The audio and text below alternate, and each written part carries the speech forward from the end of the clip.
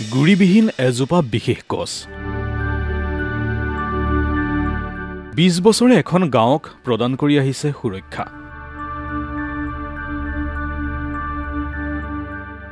এজোপা কাঞ্চন গছ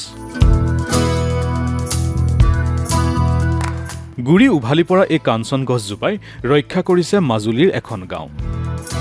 ব্ৰহ্মপুত্ৰ, সোৱণশিৰি, খেৰকটা নদীৰ গৰাখহনীয়াই মাজুলীক প্ৰতি বছৰে সংকুচিত কৰি আনিছে। প্ৰতি বছৰে উচন হৈছে বহুজন লোকৰ ঘৰ, ভেটি, বাৰী। কিন্তু তাৰ মাজতে চৰ্চা লৈ আহিছে মাজুলীৰ পাথৰিচুক গাঁৱৰ এজোপা কাঞ্চন গছ। ২০ বছৰৰ পূৰ্বে ৰোপণ কৰা এই কাঞ্চনজোপাৰ গুৰি উঘালি পৰে যদিও গছজোপাৰ ডাল আৰু শিপাই এক প্ৰকাৰৰ ৰক্ষকৰ ভূমিকা পালন কৰি আহিছে।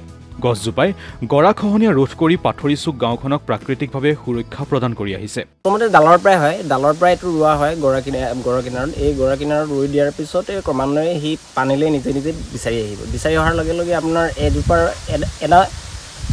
এডালৰ পৰা এনেকৈ এটা প্ৰকাণ্ড গছ হৈ যায়, চিৰসেউজ হৈ থাকে। আৰু লগতে সি গৰাখহনীয়াৰ ক্ষেত্ৰত নাম্বাৰ 1।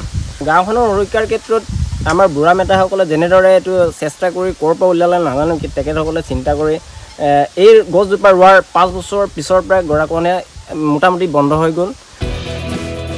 ব্যাপক গৰাখহনীয়াৰ পৰা ৰক্ষা পাবলৈ পাথৰিচুকবাসীয়ে ৰোপণ কৰা এই কাঞ্চন গছজোপা এক ৰক্ষা কৱচ হৈ পৰিছে।